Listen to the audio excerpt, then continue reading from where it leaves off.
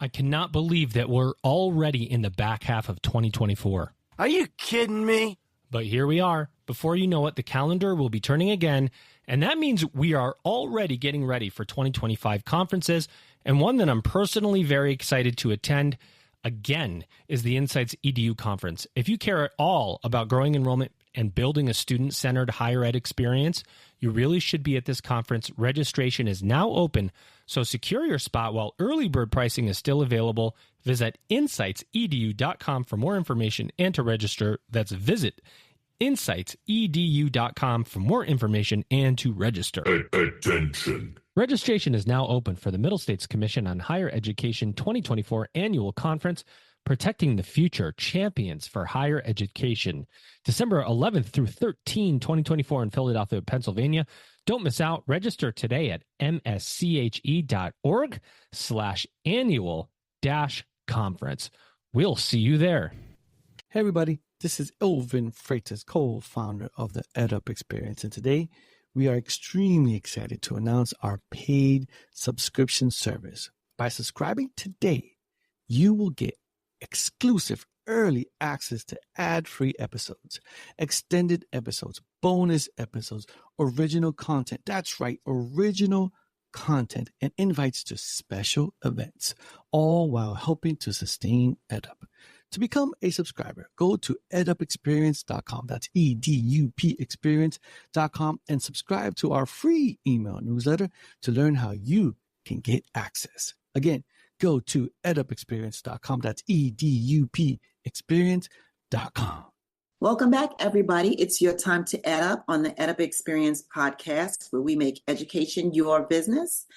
I am your special guest host today. I'm Dr. Lori Shanderson, and I typically host EdUp Accreditation, but I'm taking the day off today just to help the fellas out. And we have a wonderful guest here for you today. We are going to speak with the one and only Emily Jones, and she is the founder and digital CEO of the At-Home Tribe. Did I say that correctly? It's At-Home Tribe. It's Home Tribe. Home Tribe. And it says Home Yes. Tribe on my notes. I'm just reading backwards today. But Emily has a passion to reimagine education together for our next, her passion is to reimagine education for the next generation. And she never forgets the necessity for human connection and lifelong learning. And just so for our listeners to understand, now that I'm getting myself together, Home Tribe is a marketplace for families that connects families and educators around the world for local and online learning experiences. So they have shippable and digital educational resources and friends for homeschool and alternative education. Because when I initially looked you up, Emily, I didn't know what Home Tribe was. And so there it is in a nutshell. So welcome to the podcast, Emily. Yeah, thank you so much for having me, Dr. Lori. I'm really excited to be here. Well, can you share the story behind the founding of Home Tribe and what inspired you to create a marketplace for families and education? Yeah, so Home Tribe started as a prototype in 2015. We were living in the Bay Area in Santa Cruz, California. My kids were very little, and we really weren't finding any early learning experiences that align with our family values. There was a lot of government crackdown control coming in when it came to, medical freedom. And there was also a lot of curriculum that was creeping in to early education that my husband and I did not want to expose our kids to. So that's really how the prototype started. We were also seeing a lot of educators exit the space for a variety of different reasons. I'm sure at the EdUp Experience, education has been radically broken and has been transforming for quite some time.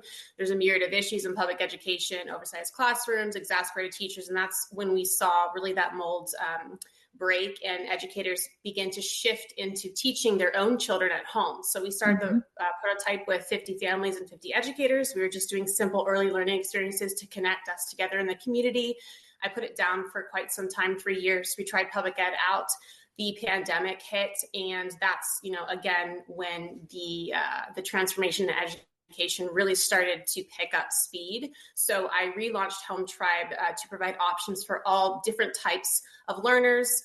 and to provide a facilitation space, if you will, for educators and providers to come together to serve the needs of the families internationally. So that's, really when we began to pick up speed, and we're just seeing so many incredible new innovative, programs, services, and ways to teach our next generation to learn in new and innovative ways. So you support students that have not gone back to the academic institutions after COVID, is a lot of homeschooled individuals? We have a huge community of homeschool families, but we're also seeing such an amazing new way to approach education as a whole. There's micro schools that are popping up internationally. There's just tons of different opportunities that are very different. And these educators that are professionals, they're actually exiting these, traditional spaces to create these opportunities. So there are also ways that providers can create listings and offer, their in-person programs, their virtual programs on the platform. We have lots of families that do school at home full time. It's a regular curriculum. They're hitting all the subjects, but they're just at home virtually, as opposed to going back to a traditional brick and mortar public school.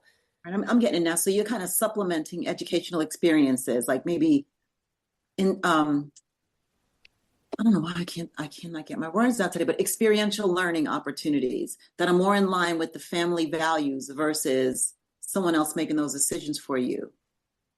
Yeah, and we're seeing, the choice to homeschool your child or to create another way as a provider, it is personal choice. So when you go take your child to the local public school, there's one way the child is going to learn. There's one or two approaches. It doesn't take into account the whole child. There might be a clash in family values. And so this is just democratizing and decentralizing education so that every family can make their own personal choice, allow a provider and educator to partner with them in education. And it creates a better experience for the learner if everyone is involved actively per child to serve the needs of that child as a whole. I like that because you emphasize the importance of the whole child, which to me includes like the human connection in education. And so how does Home Tribe integrate the principle of human connection into its platform and into its offerings? We really place a premium on in-person education, whether that be, facilitating a connection for co-ops and pods locally that the community can get involved with, that families can get involved with, family to family, whether that be, an educator that's teaching a wonderful in-person experience. We do provide the facilitation of all options. We can meet digitally on the platform, just how you and I are meeting right now, one-on-one and in groups. Educators can also offer their digital, like PDF format education. They can also offer physical books for shipping, but we really love to place the premium value on, connection and facilitation in person. I think that we lost that during COVID. And I think that we craved that as a community. And so we don't want to venture away from that as we're going into AI and the future of work. We really want to make sure that we're still placing value on that in-person human connection. Yeah, and with the pandemic, and you mentioned AI and technological advances that definitely have an impact. What have been some of the biggest challenges that you encountered in building Home Tribe? And what solutions did you find? It's been a very politically charged space, education. So the biggest challenge we see in building out this community is making sure that we really stand on the principles that personal choice for our family is the most important. So whether you and I disagree, on how we're going to raise our children or how we're going to educate our children, we still have that freedom. We still have that right. And that's why I love that we're democratizing education and decentralizing it so that, even if we don't align, we can find something on the platform that aligns with our values. That's how we can move forward as a community as a whole and, really drill down that education should be a personal freedom-minded choice for our family. But education, it's used as such a political tool right now on both sides. We're really trying to stay neutral in this very politically charged space. You mentioned the community as a whole in terms of students, the educators, the experiences, and just really having um, this connecting spot, this marketplace, as you say. But since you connect families and educators worldwide, right? How do you ensure the quality and relevance of the educational resources across different cultures and educational systems and even values? You mentioned the, political climate. Right.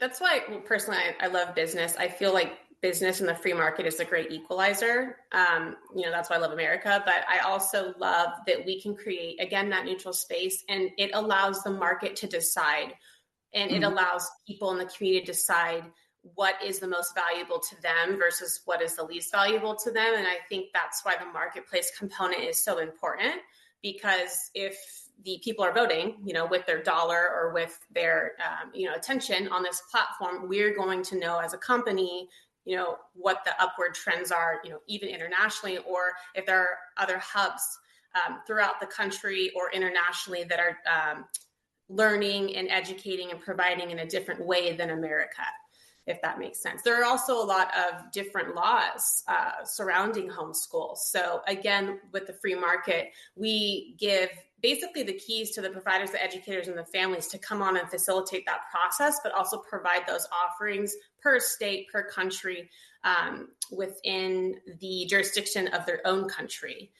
We don't police, we have different ways that we do that, but we don't police. We give that freedom to these educators, and we give them the trust that they're going to be providing something that's valuable to the community, and that's also within their homeschool laws and the alternative education space too.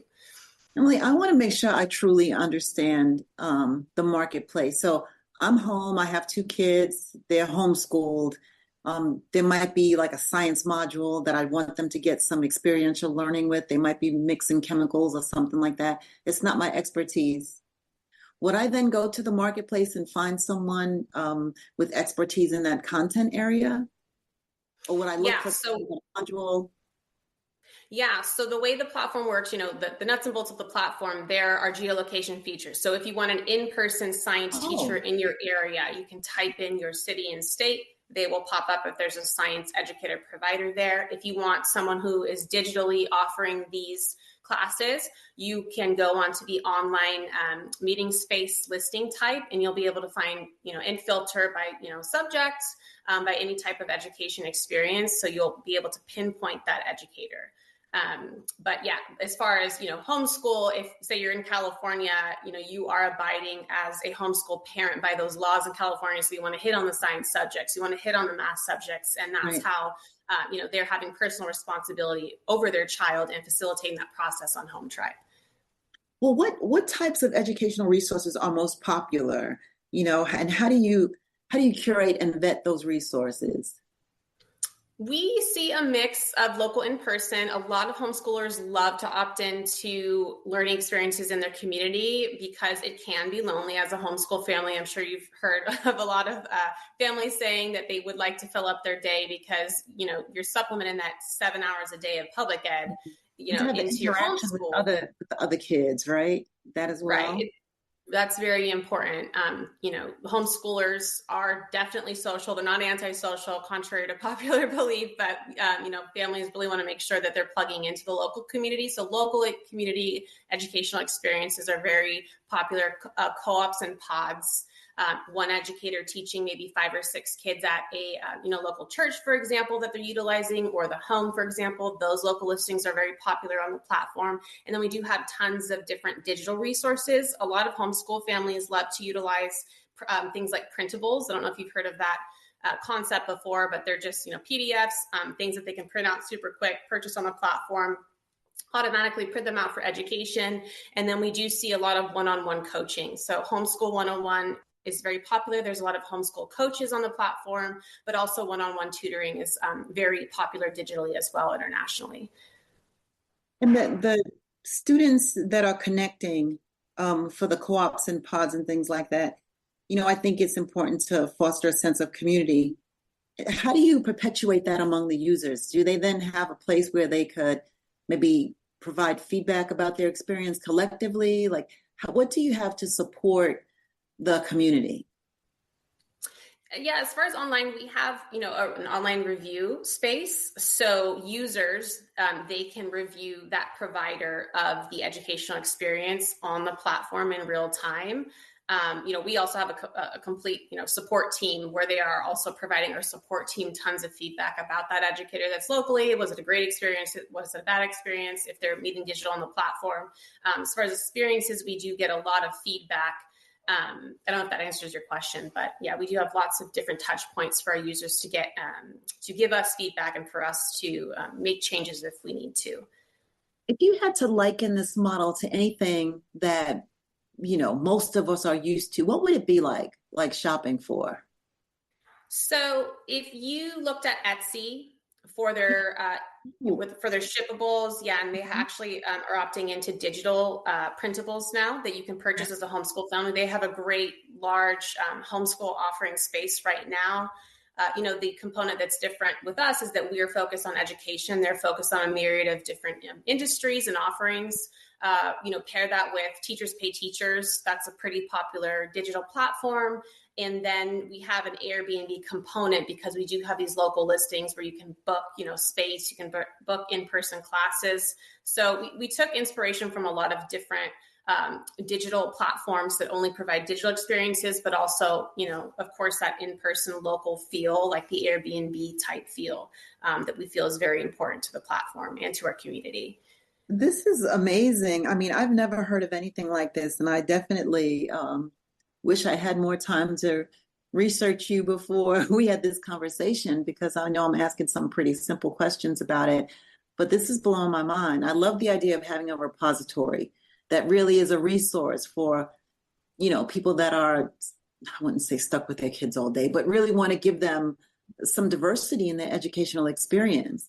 And by virtue of Home Tribe, they now have this catalog of different things and experiences that their children can have. And I guess they are priced based on the nature of the experience or the resource. Is that true?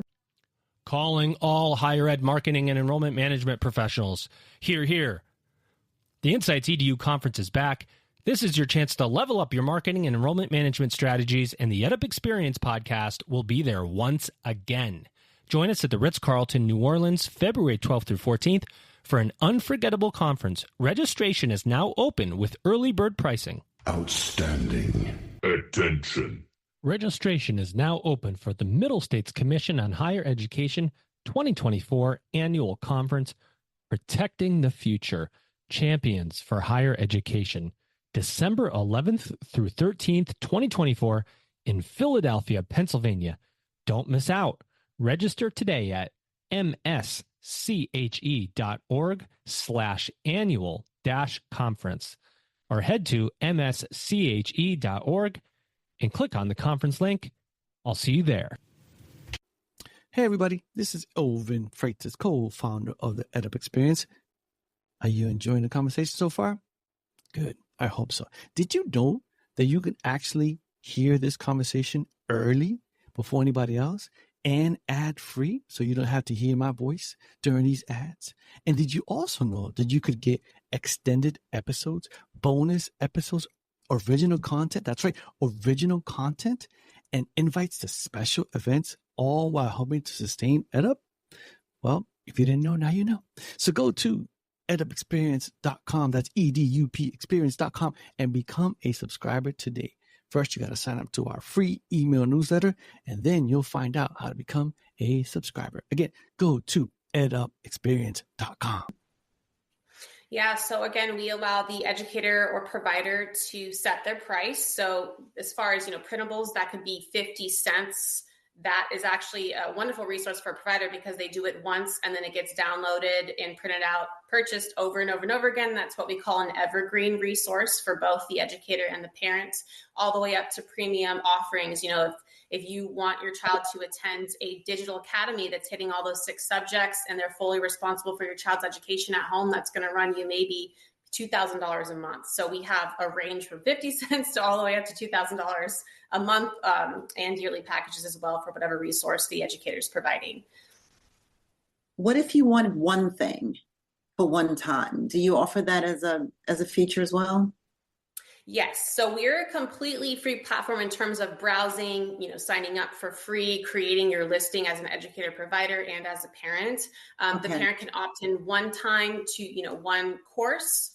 It really depends on how the educator is facilitating that on the platform. There's 6 different listing types that the educator provider can choose from. So that could be one-time principal all the way up to a monthly class on the platform that the parent is paying for. I love that. So if I'm an educator, I can register with Home Tribe to offer, I guess, a class or printables or some type of experience with my expertise, be that a online discussion or a seminar or something like that. And I would set the price. Of course, I'd be vetted by your team, but then now this becomes another offering in the marketplace. Yes, it does. So you can create, you have access to 6 different listing types. And, our mantra is we believe that anyone can be an educator and everyone can be a learner.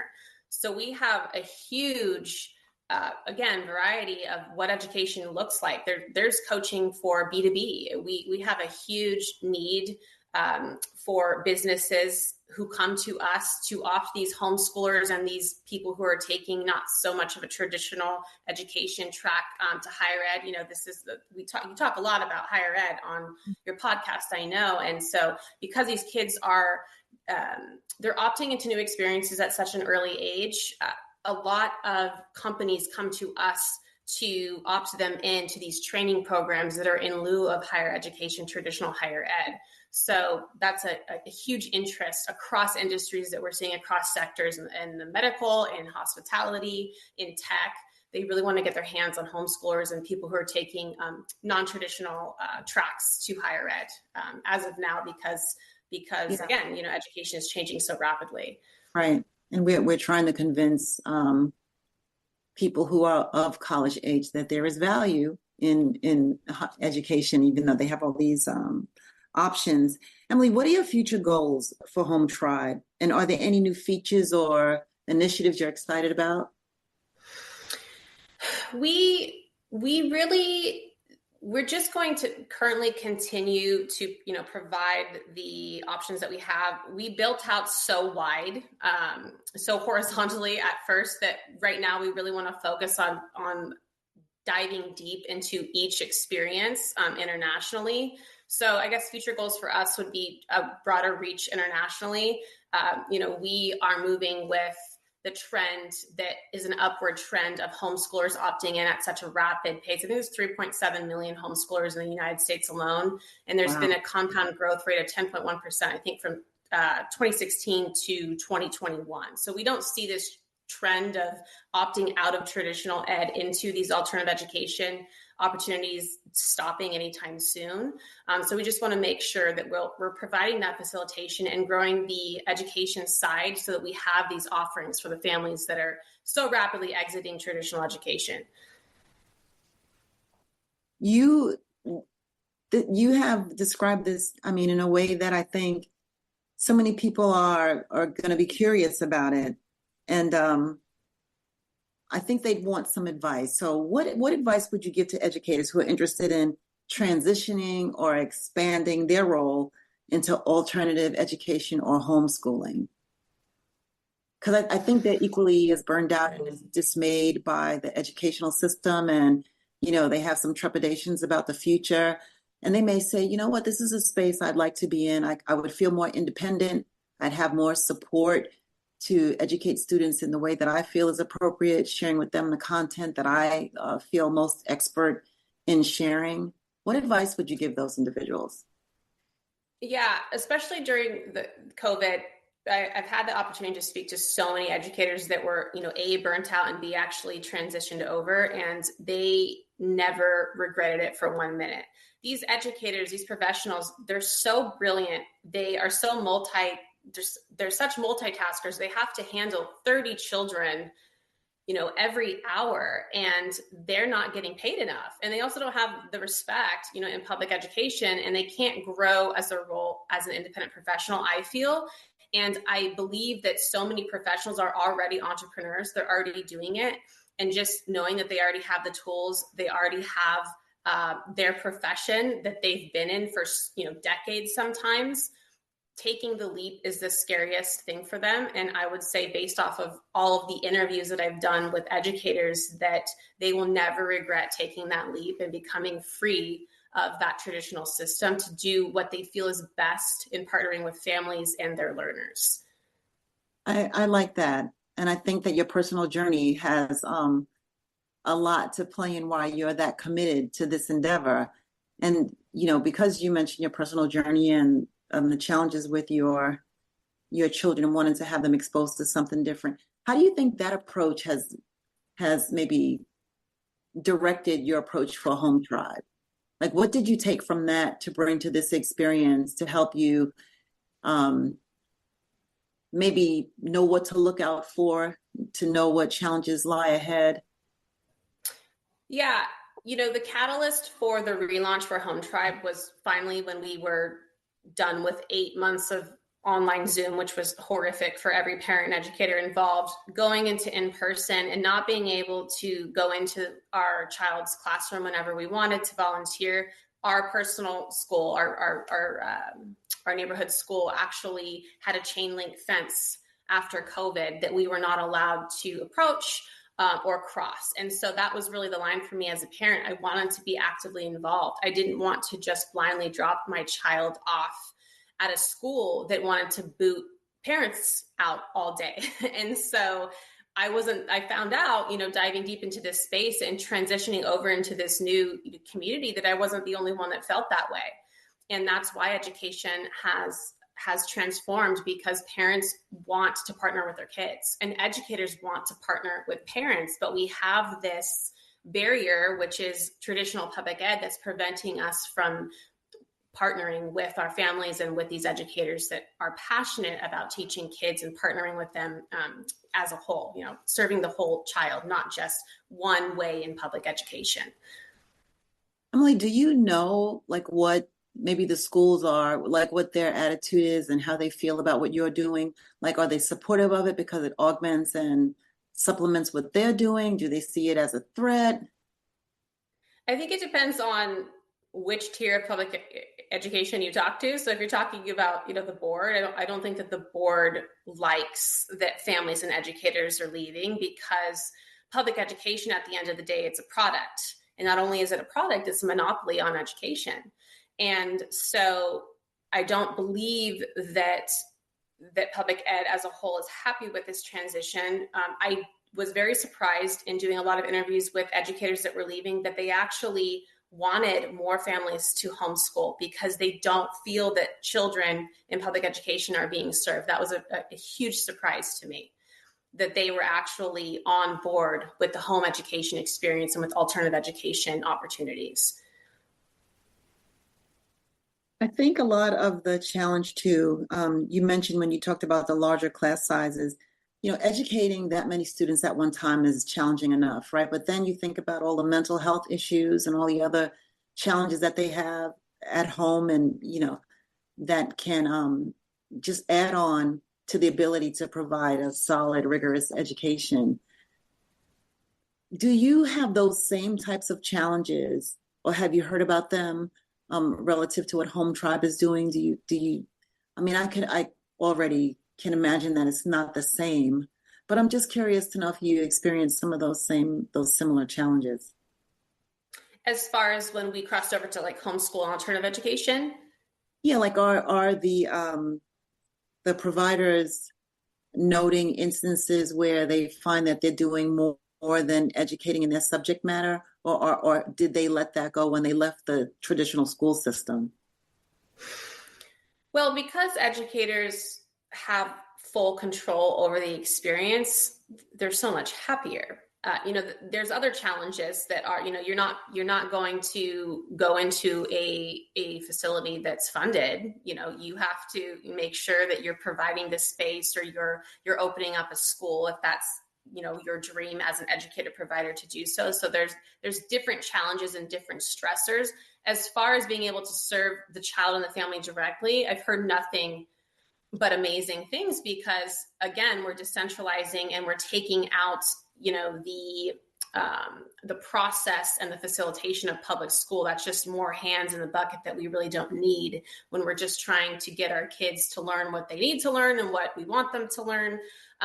So that I feel has been a huge pro for a lot of educators. I haven't seen anyone complain about that. I will say, some people try out home education and it doesn't work for them because the parent doesn't feel like they can adequately educate or support their child. And so they opt into different opportunities as well. That is a big problem that we do see with some families. They feel like, they saw homeschool as one thing, it turned into something else. The kids they had no idea. Right. Yeah. Right. And then they can bring in somebody else to help facilitate that process. Thank you so much, Emily. That is a great point for us to end on. I really appreciate the time. And I'm sorry I fumbled a lot of this, not really being prepared, but this is amazing. And I'm so glad that I know that something like this exists, because I really thought that everyone was pretty much on their own in this space. And it's nice to know that there's a repository and a place where this work is organized and where there is actually intention put behind the offering and the support that could happen for our homeschoolers and alternate educational experiences. So if someone wants to find Home Tribe, how do they do that? Yeah, so they can go on hometribe.com. We also have a native iOS and Android app you can download on your Android phone as well as your Apple phone. And, we're always available through email at support@hometribe.com. We always have a chat box that's available 9 to 5, 7 days a week on hometribe.com as well. So you can contact and reach us at any time. Awesome. Thank you so much. Everyone, there you have it. You've been EdUp'd with the founder and digital CEO of the Home Tribe, Emily Jones. Thank you so much for being with us. And we look forward to the wonderful work that you're going to continue to do. And we loved having you as a guest. Thank you so much for having me, Dr. Laura. This is really fun. Thank you. Higher education is evolving. And if you're in marketing and enrollment management, then you need to be at the Insights EDU conference. That's a fact. That's a fact. Insights EDU 2025 is happening February 12 through 14 in New Orleans, Louisiana.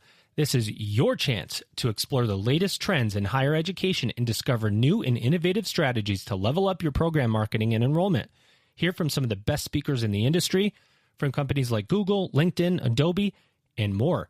Registration is now open, so secure your spot while early bird pricing is still available. Attention. Registration is now open for the Middle States Commission on Higher Education 2024 Annual Conference, Protecting the Future, Champions for Higher Education, December 11th through 13, 2024 in Philadelphia, Pennsylvania. Don't miss out. Register today at msche.org/annual-conference. We'll see you there. Hey everybody, this is Elvin Freitas, co-founder of the EdUp Experience. Did you enjoy that conversation? I hope you did. Did you know that you can actually hear this conversation early on and ad-free? And you can also hear extended episodes, bonus episodes, original content. That's right, original content and invites to special events, all while helping to sustain EdUp. Did you know that?